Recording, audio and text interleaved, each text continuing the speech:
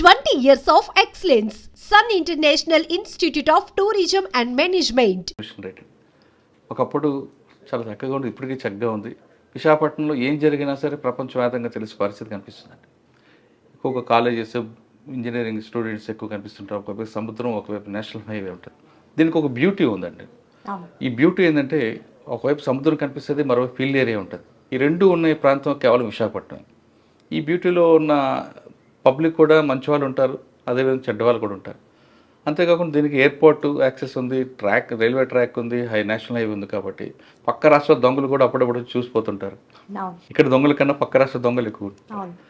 దీన్ని మీరు ఎలా ఐడెంటిఫై చేశారు? ఇక్కడ ఎక్కువగా ట్రెండింగ్ క్రైమ్ ఏం జరుగుతుంది అంటే నేషనల్ హైవే మీద జరిగే క్రైమా, లేదు స్నాచింగ్సా, లేదు డే హెచ్పియా, లేదు నైట్ హెచ్పియా? ఎలా డిఫరెంట్ ఎంఓ వస్తున్నాయి అంటే గతంలో మీరు డిపార్ట్మెంట్కి వచ్చినప్పుడు ట్రెడిషనల్ క్రైమ్ ఉండేది.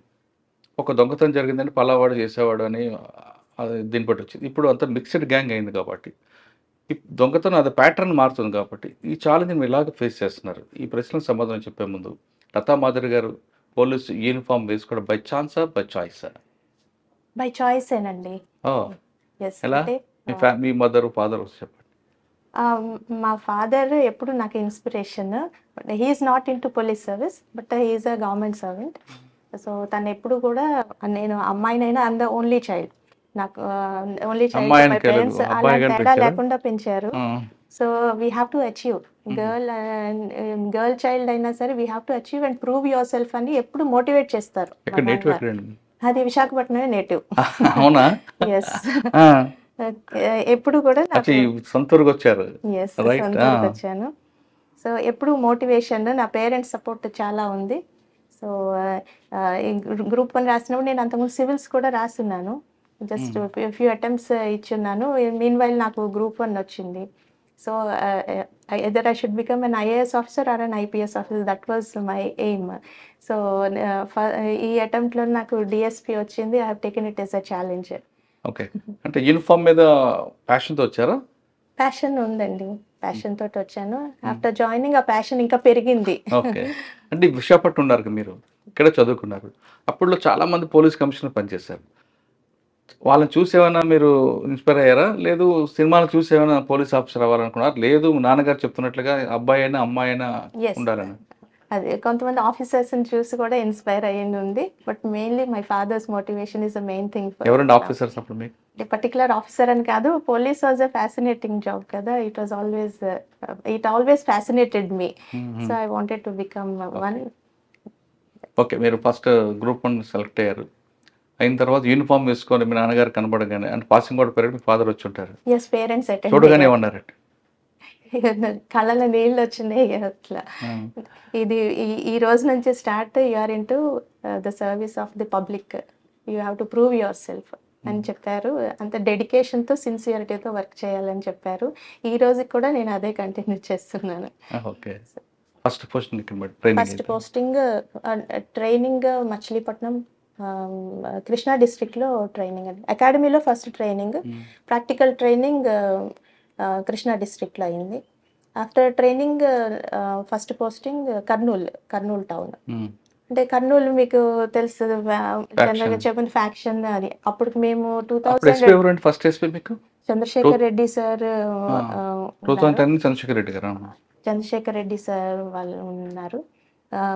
అప్పుడు ఏంటంటే కర్నూలులోని టౌన్ పోస్టింగ్ కదా, టౌన్ డిఎస్పీ. కొంచెం ఫ్యాక్షన్ తగ్గింది కానీ, బట్ స్టిల్ మర్డర్స్ అనేది ఎవ్రీ సెకండ్ డే మర్డర్స్ జరుగుతుండేవండి.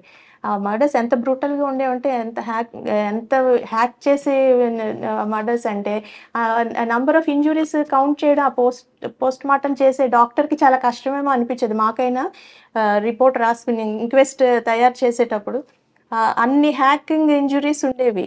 అట్లాంటివి ఇంకా ఎవ్రీ సెకండ్ డే మర్డర్స్ జరుగుతూ ఉండేవి.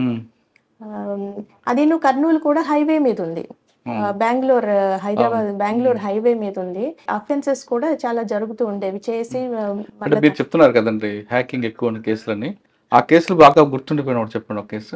చిన్న చిన్న ఇష్యూస్ కూడా వాళ్ళు హ్యాక్ చేసుకోవడం, ఇది అక్కడ అలాంటి మర్డర్స్ చూసేవాళ్ళం అనమాట. ఇష్యూ పెద్దది కాకపోవచ్చు, బట్ దాంట్లో ఇంకా బ్రూటాలిటీ చాలా ఎక్కువ ఉండేది. అంటే అవన్నీ కూడా ఫ్యాక్షన్ మర్డర్స్ కావండి, ఫ్యాక్షన్ మర్డర్స్ కాదు, but normal murders, silly reasons తో సిల్లీ రీజన్స్ తోటి మర్డర్స్ జరిగాయి. బట్ అది ఒక కల్చర్ అన్నమాట. మర్డర్ అనేది ఒక కల్చర్ లాగా ఉండేది. చాలా కేసెస్ అట్లాంటివి చేసాం. అంటే మీకు అక్కడ బాగా మెమరబుల్ కేసు చెప్పండి ఒకటి. మెమరబుల్ కేసు అంటే చాలా ఉన్నాయండి. అన్ని సిమిలర్ కేసెస్. మెమరబుల్ కేసెస్ అంటే all are equal.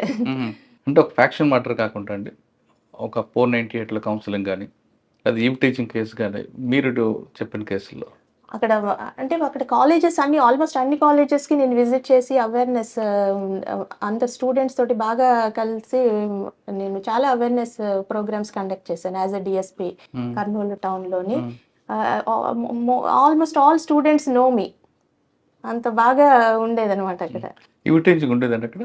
Eve teaching ఉండేది. దానికి మేము ఈ షీ టీమ్స్ అని చాలా ఎక్కువగా వెహికల్స్ ఎంప్లాయ్ చేసి చాలా చేసేవాళ్ళం. టీమ్స్ ఉండేవి మాకు. దాంతో ఈవ్ టీచింగ్ బాగా కంట్రోల్ చేస్తాం. దానికోసం కూడా అవేర్నెస్ పెట్టేవాళ్ళం. ప్రతి కాలేజ్లో కూడా ఒక డ్రాప్ బాక్స్ కూడా పెట్టేవాళ్ళం. వాళ్ళకి ఏదైనా ఇష్యూ ఉంటే సీక్రెట్గా కాన్ఫిడెన్షియల్గా మాకు ఇన్ఫార్మ్ చేయటానికి అనమాట. అండ్ విశాఖపట్నం కన్నా ఎక్కువ ఉంటుందా? విశాఖపట్నం ఎక్కువ ఉంటుంది ఈవ్ టీచింగ్ అండి. విశాఖపట్నం ఎక్కువ ఉంటుందండి కంపేర్ చేస్తే. బీచ్ ఇప్పుడు పాపులేషన్ ఎక్కువ అవుతుంది. మనం ఇక్కడ అంటే నైట్ లైఫ్ కూడా కొంచెం మనం అవకాశం ఇస్తున్నాం కదా. ఇప్పుడు ఫుడ్ కోర్ట్స్ అని ఇవి 12 వరకు ఉంటాయి. బీచ్ రోడ్లో కూడా బియాండ్ 12 ఆల్సో మనం అవకాశం ఇస్తున్నాం కదా యూత్ మూవ్ అవటానికి. వాటికిను కొంచెం ఇవి మరి ఇంకా ఈ అవకాశాన్ని బట్టి కొంచెం అవి కూడా పెరుగుతాయి. బట్ కంట్రోల్కి సిపి గారు చాలా మెషర్స్ తీసుకుంటారు. అంటే మీరు చదువుకున్నప్పుడు మీరు కూడా విక్టిమ్ ఇక్కడ? లేదండి, నేను విక్టిమ్. ఎందుకు? మీ నాన్నగారు ఎక్కువ ఫోకస్ చేసేవారా? అదేం కాదు, but I was never a victim. నేను ఎప్పుడు కేర్ఫుల్ గా కూడా ఉండేదాన్ని. ఆ అవకాశం రాకుండా కూడా చూసేదాన్ని. మేడం, మీరు కేర్ఫుల్గా ఉండడం మంచిదే, కాదనట్లేదు. మీలాగే చాలా మంది అమ్మాయిలు ఉంటారు. అంటే మీలాగా ఉన్న వాళ్ళు తక్కువ మంది ఉంటారు, విక్టిమ్ అయ్యే వాళ్ళు ఎక్కువ మంది కనిపిస్తారు. అవును, విక్టిమ్స్ చాలా. అయితే నేను మీ క్వశ్చన్ ఏంటంటే, మీలాగా సేఫ్గా ప్రికాషన్ తీసుకుంటే వాళ్ళకి మీరు అంటే అటువంటి విక్టిమ్స్ కాకుండా ఉండడానికి మీరు ఇచ్చే మెసేజ్ ఏంటంటే, అంటే కొంతమంది అమ్మాయిలు బయటకు వెళ్తుంటారు, ఎవరు ఈవ్ టీచింగ్ చేస్తాడు, ఈవినింగ్ చేయగానే ఏడుపులు పెడబప్పులు పెడతారు, లేదా డయల్ 100 ఫోన్ చేస్తారు, లేదంటే దిశ యాప్ ఉంది అని చేస్తుంటారు. అలా కాకుండా మీరు ఏ విధంగా పడకుండా ఉన్నారో ఆ మెసేజ్ వాళ్ళకి కూడా ఇవ్వండి. సాధారణంగా కొంతమంది ఏం చెప్తారంటే పోలీసులు, 2 చేతులు కలిస్తేనే శబ్దం అంటారు. మీరు మాత్రం కరెక్ట్గా వెళ్ళారు, ఒక చేతితో వెళ్ళారు కాబట్టి ఆ మెసేజ్ అంటే కొంతమంది మాత్రం చేయి కలకపోయినా వన్ సైడ్ కూడా వేధిస్తుంటారు, కాదనట్లేదు. అలాంటివి ఇమీడియట్ గా పోలీస్ నోటీస్ కాదు, మీరు పడలేదు కాబట్టి మీరు మిగతా అమ్మాయిలు కూడా పడకుండా ఉండాలంటే మీరు ఎలాంటి ప్రికాషన్ తీసుకున్నారు? మనకు ఒక మంచి ఫ్రెండ్స్ గ్రూప్ ఉండాలి. వాళ్ళతోటి ఎక్కువగా మనం అంటే అలోన్గా వెళ్ళడం కానీ ఇలాంటి ప్రాబ్లంగా ఉన్న ప్లేసెస్ని అవాయిడ్ చేయడము, అలోన్గా వెళ్ళడము ఇలాంటివి అవాయిడ్ చేస్తే జనరల్గా ప్రాబ్లమ్స్ రావండి. అవి అంటే ఫ్రెండ్స్ గ్రూప్ ఉంటే మంచి గ్రూప్ ఉండి ఏదైనా అవసరం ఫ్రెండ్స్ తోటి ఇన్ఫార్మ్ చేసి, ఫ్యామిలీకి ఇన్ఫార్మ్ చేసి వెళ్ళడము ఇలాంటివి చేస్తే మనకి జనరల్గా ప్రాబ్లమ్స్ రావు. అది మనకి ఆ ఏరియా కొంచెం ప్రాబ్లమాటిక్ అంటే అవాయిడ్ చేసి చేయాలి. నిజంగా ప్రాబ్లం అనుకోకుండా ప్రాబ్లం వస్తే మనకు ఆల్వేస్ 112 డైల్ 100 డైల్ 112 ఉన్నాయి. మనం పోలీస్లో 10 minutes maximum time response time, with in that time respond అవుతున్నాం. మనం వైజాగ్ సిటీలో మాత్రం విత్ ఇన్ 10 minutes రెస్పాండ్ అవుతున్నాం. ఓకే, అంటే ఒక ఈవ్ టీచింగ్ జరిగింది అనుకోండి, ఐసోలేట్ ఏరియాలో జరిగినప్పుడు 100 చేయడం 112 చేయడం అనేది కాకుండా ప్రెజెన్స్ ఆఫ్ మైండ్ యూజ్ చేస్తే కొంత బెనిఫిట్ ఉంటుంది కదా. ఖచ్చితంగా ప్రెజెన్స్ ఆఫ్ మైండ్ అంటే కొంచెం ఇప్పుడు ఒక ఇష్యూ వచ్చిందండి, అమ్మాయి ప్రెజెన్స్ ఆఫ్ మైండ్ అప్లై చేసి అక్కడ నుంచి ఎలా హౌ టు ఎస్కేప్ అని ఆలోచిస్తే కొంత యూట్యూబ్ చూస్తే మన అమ్మాయిలకి చాలా ఐడియాస్ రెడీగా వస్తాయి. జస్ట్ కొన్ని వీడియోస్ మీరు చూసి ఉంటారు. అంటే గట్టిగా కేకలు వేసి అందరిని అలర్ట్ చేయడం ఒకటైతే, ఇంకొకటి జస్ట్ మనం ఫాలో అవుతున్న అమ్మాయి ఒక్కతే ఒంటరిగా వెళ్తున్నప్పుడు జస్ట్ ఆ అమ్మాయి నటిస్తుంది, తన సైకో లాగా సంథింగ్ నటిస్తుంది. అప్పటికి అదొక షాక్ గురవుతాడు, ఈ అమ్మాయి వల్ల నాకు ప్రాబ్లం ఏమోనని అమ్మాయిని వదిలి పారిపోయే సంఘటనలు. ఇలాంటి ఐడియాస్ యూట్యూబ్లో కూడా అమ్మాయిలు చూసి తెలుసుకోవచ్చు.